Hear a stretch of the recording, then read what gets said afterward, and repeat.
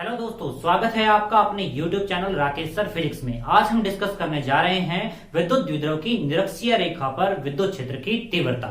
चलिए शुरू करते हैं। मान लीजिए आपके पास AB एक विद्युत द्विध्रुव है।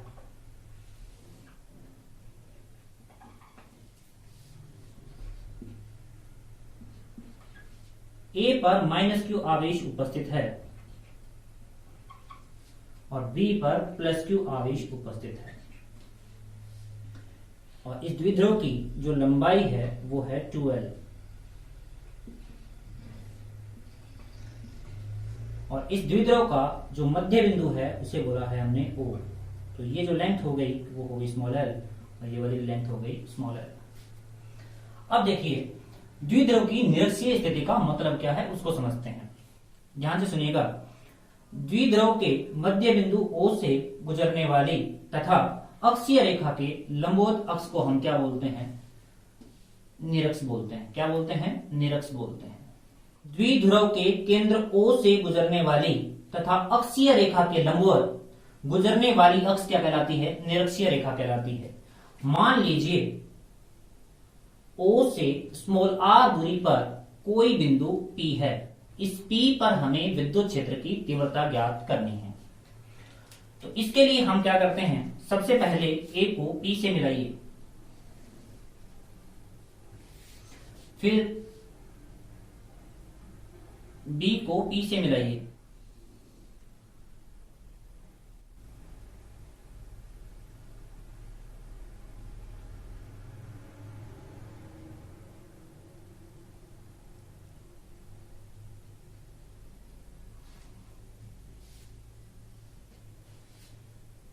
देखिए अगर ये एंगल थीटा है तो ये एंगल भी थीटा होगा। डायग्राम की सिमेट्री से देख सकते हैं। अब हम AP और BB की वैल्यू कैलकुलेट करेंगे जो फर्दर हमें डेरिवेशन में हेल्प करेगी। तो AP स्क्वायर की जो वैल्यू होगी पाइथागोरस थ्योरम को अगर यूज करें तो हमें मिलेगी PO square plus OA square. तो AP स्क्वायर की जो वैल्यू है, PO स्क्वायर का मतलब है स्मॉल r स्क्वायर और OA का मतलब है स्मॉल l। तो ये बन गया r square plus l square. तो AP की जो वैल्यू आने वाली है वो आने वाली है root r square plus l square. Similarly आप BP स्क्वायर की वैल्यू भी कैलकुलेट कर सकते हो। तो BP स्क्वायर इक्वल टू हो जाएगा आपका PO square plus OB square. तो यहां से वापिस से r square plus l square आएगा। यहां से BP की जो वैल्यू आने वाली है वो आने वाली है root r square plus l square. अब देखिए -q आवेश के कारण बिंदु P पर विद्युत क्षेत्र की तीव्रता को मैं E1 से रिप्रेजेंट करूं तो ये बन गया मॉडुलस ऑफ E1 वेक्टर। ध्यान से देखिएगा, E1 वेक्टर -q के कारण बिंदु P पर विद्युत क्षेत्र की तीव्रता है E1। तो -q के कारण किसी भी बिंदु पर विद्युत क्षेत्र की तीव्रता ऋणात्मक आवेश की ओर ही होती है। तो ये हो गया हमारा E1 वेक्टर। तो अब यहां से E1 वेक्टर का जो मॉडुलस निकालना चाहो तो पहले निकल जाएगी KQ अपॉन डिस्टेंस कितनी है AP स्क्वायर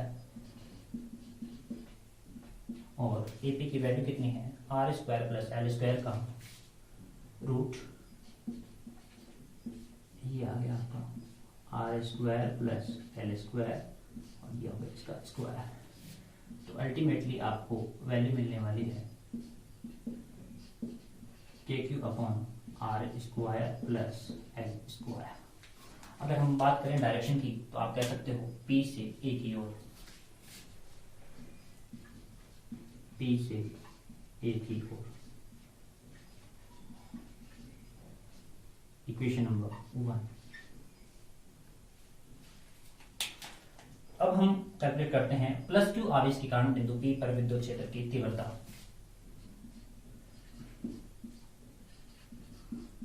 प्लस क्यू आवेश के कारण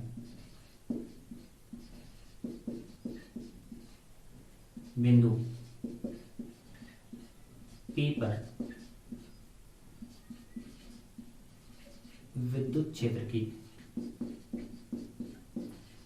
तीव्रता को मैं अगर रिप्रेजेंट करूं E2 वेक्टर का मॉडुलस से, तो वैल्यू आने वाली है KQ अपॉन डिस्टेंस होगी BP स्क्वायर,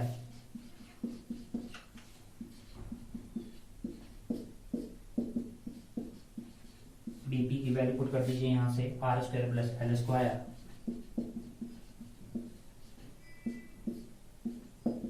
तो इसको सोल्व करोगे तो वैल्यू मिलेगी R square plus L square, तो आपको वैल्यू मिल जाएगी E2 वेक्टर की मॉडुलस की, और वैल्यू होगी KQ upon R square plus L square. अब हम बात करते हैं दिशा की। तो प्लस क्यू आवेश के कारण दिशा हमेशा प्लस आवेश से दूर जाते हुए होती है, तो ये होगी दूर जाते हुए, इसको हमने रिप्रेजेंट कर दिया E2 वेक्टर से। तो आप कह सकते हो B से P के अनुदिश, या B से P की ओर, तो आप लिख सकते हैं यहां से B से P की ओर, और इसको हमने इक्वेशन नंबर 2 दिया। अब देखिए समीकरण 1 और समीकरण 2 से स्पष्ट है कि E1 वेक्टर का जो मॉडुलस आता है वो E2 वेक्टर के मॉडुलस के इक्वल में है, मतलब E1 वेक्टर और E2 वेक्टर की जो मैग्नीट्यूड है वो इक्वल है। और हम डायरेक्शन की बात करें तो डायरेक्शन अलग अलग है, तो देख सकते हैं हम समीकरण 1 व समीकरण 2 से स्पष्ट है कि E1 वेक्टर व E2 वेक्टर की परिमाण तो समान है,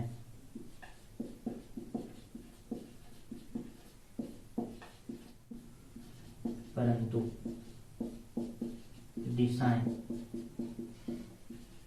अलग अलग है।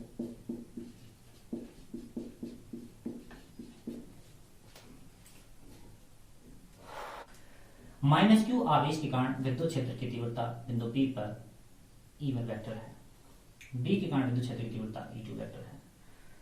समीकरण 1 और समीकरण 2 से स्पष्ट हो गया है कि E1 वेक्टर और E2 वेक्टर की मैग्नीट्यूड तो इक्वल है, बट डायरेक्शन इनकी क्या है, अलग अलग है। अब हम क्या करते हैं, E1 वेक्टर व E2 वेक्टर को बिंदु P पर घटकों में वियोजित करते हैं।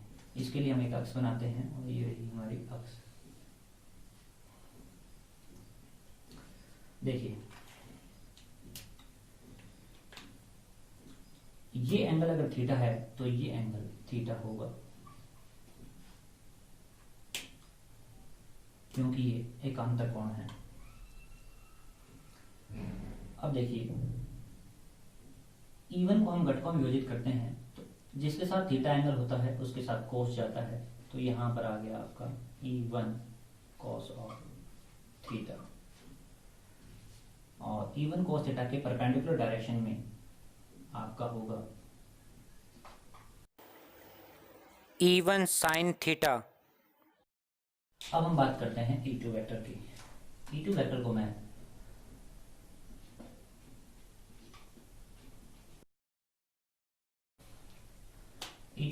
मैं रेड पेन से लिखूं तो ये बन गया E2 वेक्टर। देखिए ये एंगल थीटा है, तो ये एंगल भी थीटा होगा।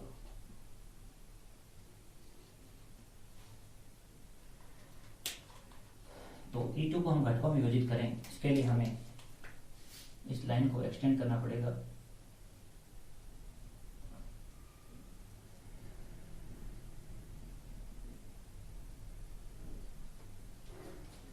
देखिए E2 जिसके साथ थीटा एंगल बनाता है उसके साथ कोस जाता है, ये आ गया आपका E2 cos थीटा, और E2 sin थीटा इसके परपेंडिकुलर होता है, और इस तरह से होता है कि E2 इनके बीच में रहे, तो ये बन गया आपका E2 sin थीटा।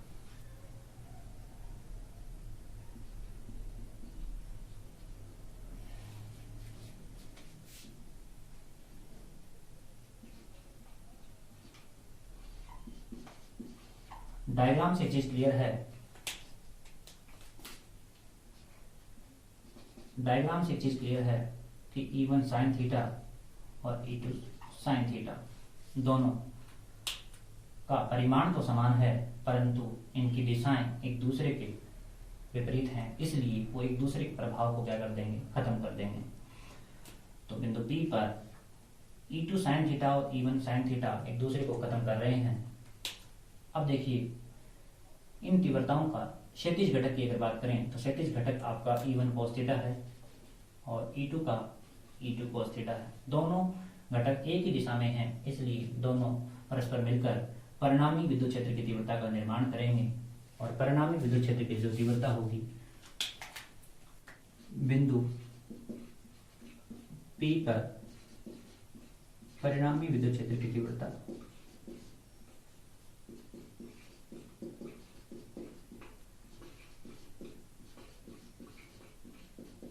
को मैं E से रिप्रेजेंट करूं तो ये बन जाएगा मॉडुलस ऑफ E वेक्टर। और आपको पता है कि जो परिणामी विद्युत क्षेत्र की जो तीव्रता बनी है वो दोनों तीव्रताओं के क्षैतिज घटकों के योग के इक्वल होगी, मतलब E1 cos theta plus E2 cos theta होगा। क्योंकि अपने जानते हैं कि E1 वेक्टर का जो मॉडुलस है वो इक्वल है E2 वेक्टर के मॉडुलस के, तो यहाँ से E वेक्टर की जो वैल्यू आने वाली है, मॉडुलस ऑफ E वेक्टर की जो वैल्यू आने वाली है उसको मैं 2E1 cos ऑफ थीटा लिख सकता हूँ।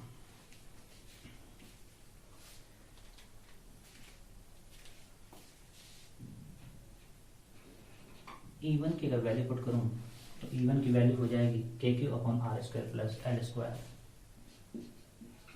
KQ upon R square plus L square, यहाँ आ जाएगा आपका cos ऑफ थीटा। वो थीटा की वैल्यू को कैलकुलेट करने के लिए हम कंसिडर करते हैं एक राइट एंगल ट्राइंगल AOP में cos थीटा अगर बात करें तो cos थीटा होता है आपका आधार बटे करण। आधार कितना है, आधार है यहाँ पे OA और कर्ण कितना है, कर्ण है यहाँ से AP।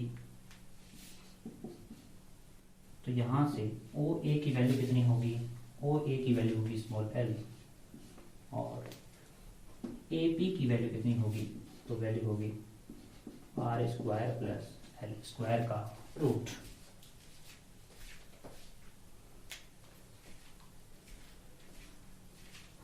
तो cos थीटा की वैल्यू पुट करेंगे इसमें तो E वेक्टर की मॉडुलस ऑफ E वेक्टर की जो वैल्यू आएगी वो आएगी 2 इंटू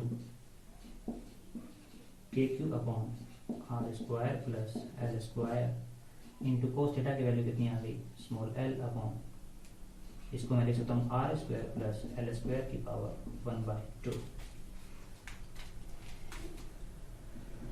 ऊपर की साइड में मैं इसको अरेंज करूँ तो मैं इसको लिख सकता हूँ Q इंटू 2L लिख सकता हूँ, और यहाँ पर R square plus L square की पावर 1 है और यहाँ 1/2 है, तो दोनों ऐड हो जाएगी, तो ऐड होकर कितनी बन जाएगी R square plus L square की पावर 3/2।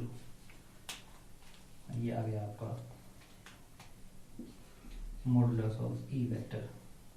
और हम जानते हैं कि Q इंटू 2L जो होता है, Q इंटू 2L जो होता है वो होता है P, द्विध्रुव का आघूर्ण होता है, तो यहाँ पर वैल्यू आ जाएगी KP upon R square plus L square की पावर 3/2। अगर हम एज्यूम करें कि small r is much greater than small l, then R square plus L square को अप्रोक्सीमेटली हम ले सकते हैं R स्क्वायर। बायोलॉजी वाले ध्यान देंगे तो यहाँ से मॉडुलस ऑफ E वेक्टर की जो वैल्यू आएगी वो वैल्यू होगी KP अपॉन, यहाँ आ गया R स्क्वायर और इसकी पावर आ गई 3/2। इसको सोल्व करोगे तो वैल्यू आएगी KP अपॉन R क्यूब।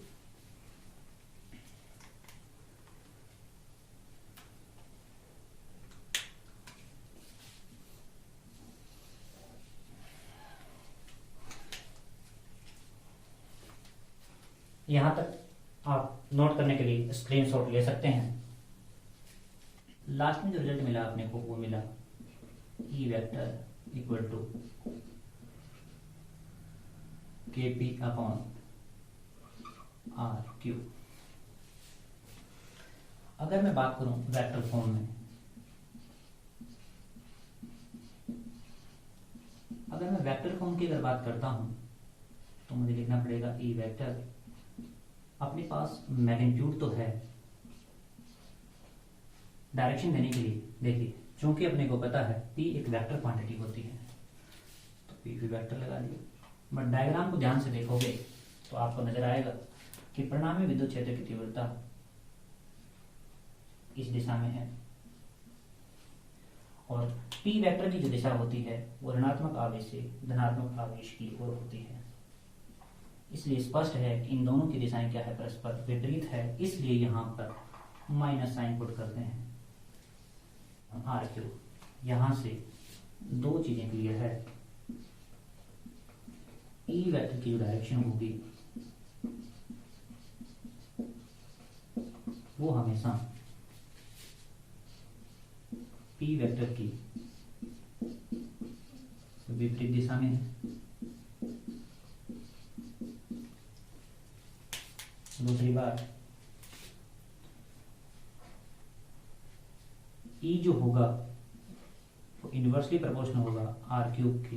इसका मतलब ये है कि जैसे जैसे आर की वैल्यू बढ़ेगी ई की वैल्यू में बहुत तेजी से कमी आएगी। तो द्विध्रुव से जैसे जैसे हम दूर जाएंगे वैसे वैसे विद्युत क्षेत्र की तीव्रता के मान में कमी आती जाती है। अगर हम एक केस को कंसीडर करें जिसमें अपने को पता है कि अक्षीय स्थिति में जो विद्युत क्षेत्र की तीव्रता आती है वो होती है 2kp अपॉन आर क्यूब, और ई निरक्षीय जो स्थिति में आती है वो आती है kp अपॉन आर क्यूब। अगर यहां से मैं ई अक्षीय अपॉन ई निरक्षीय की वैल्यू कैलकुलेट करने की कोशिश करूं तो मुझे यहां से वैल्यू मिलेगी 2:1, 2:1।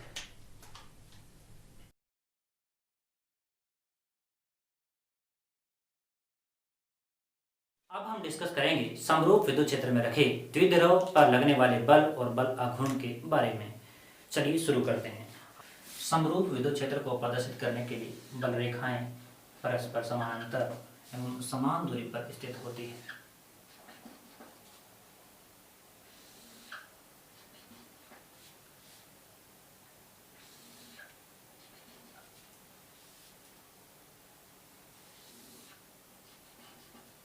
ये हो गया समरूप विद्युत क्षेत्र ई वेक्टर। इस विद्युत क्षेत्र में हमने एक द्विध्रुव रखा ए बी,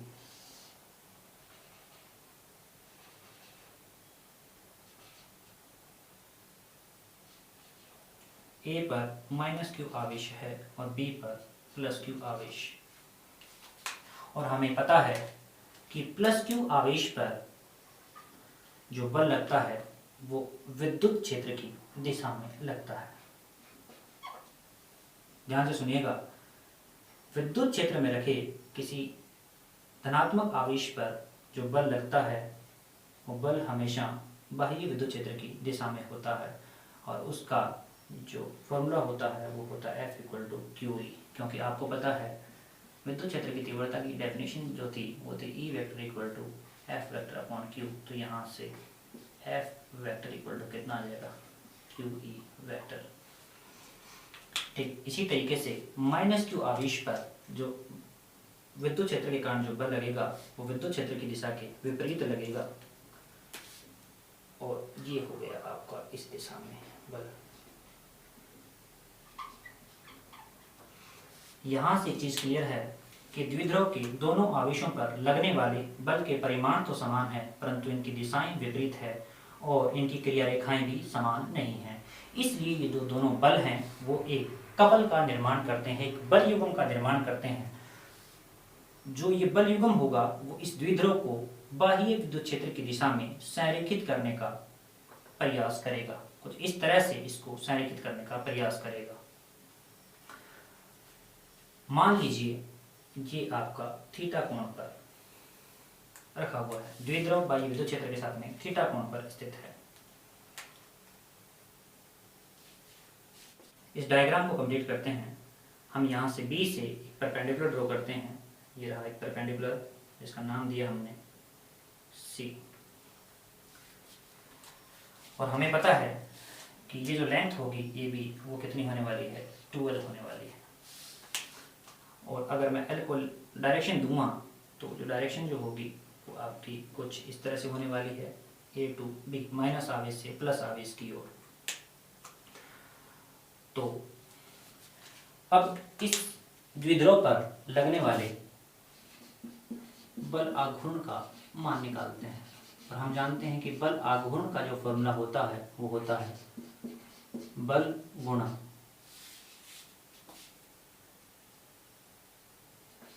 दोनों बलों की क्रिया रेखाओं के मध्य की लंबवत दूरी, जिसको आप लोग आगे चलकर हम इसको आघूर्ण भुजा भी बोलते हैं।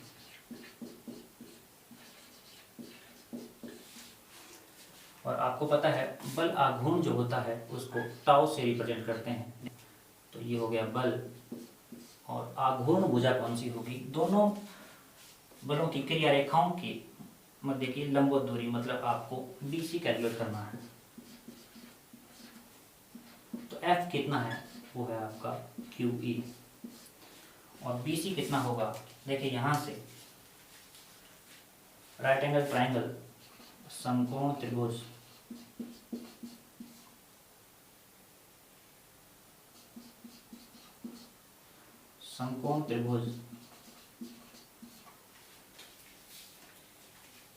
ACB में,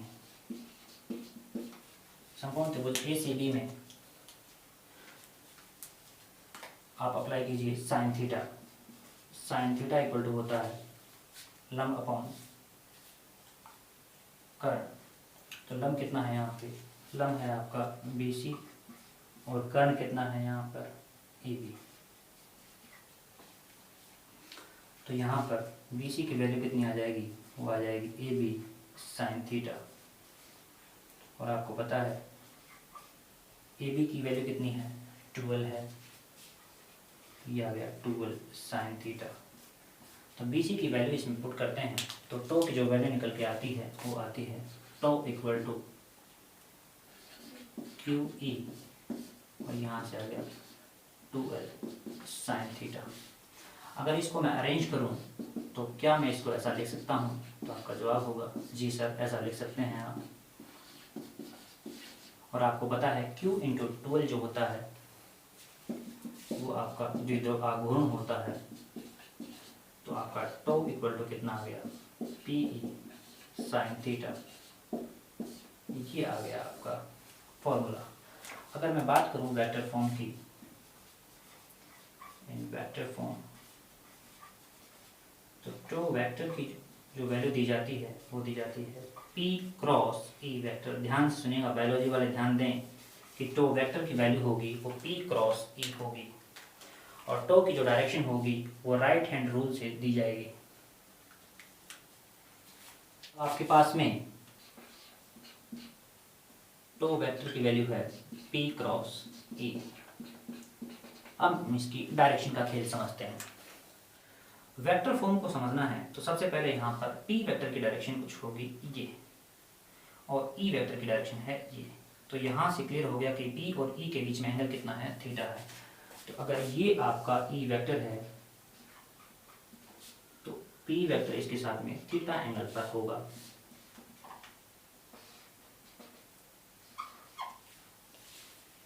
देखिए टो वेक्टर की जो डायरेक्शन दी जाती है वो राइट हैंड रूल से दी जाती है। राइट हैंड रूल को अगर हम समझें तो दाएं हाथ को ओपन कीजिए और अंगुलियों की दिशा p वेक्टर की डायरेक्शन में कीजिए और हथेली को e वेक्टर की डायरेक्शन में कर दीजिए। अब आप इन अंगुलियों को मोड़िए। अब जो अंगूठे की दिशा होगी वही दिशा आपकी टो वेक्टर की दिशा होगी। तो अंगूठा किधर जा रहा है? तल के लंबवत अंदर की ओर। तो ये हो गया आपका टो वेक्टर तल के लंबवत।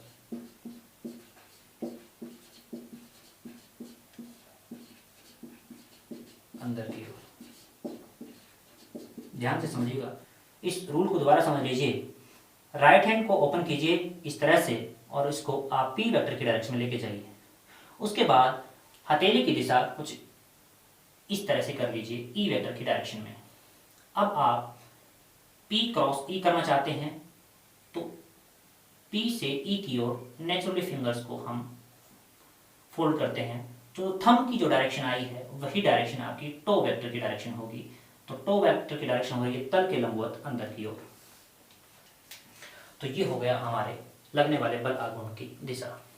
अब हम बात करते हैं कुछ केसेस के बारे में, कुछ स्पेशल केसेस के बारे में। काश थीटा की वैल्यू 0 डिग्री हो। तो आपको पता है साइन 0 की वैल्यू 0 होती है। आपको पता है टो की वैल्यू होती है पीई साइन थीटा। अगर आप यहाँ पर वैल्यू पुट करोगे तो टो की वैल्यू आने वाली है पीई साइन 0, मतलब आपकी वैल्यू आ गई 0। तो टो की वैल्यू आ गई 0।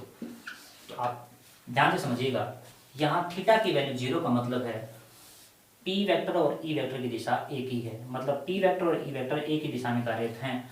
तो उस कंडीशन में लगने वाले बल आघूर्ण का मान 0 होगा और इसको हम बोलते हैं स्थायी साम्य अवस्था।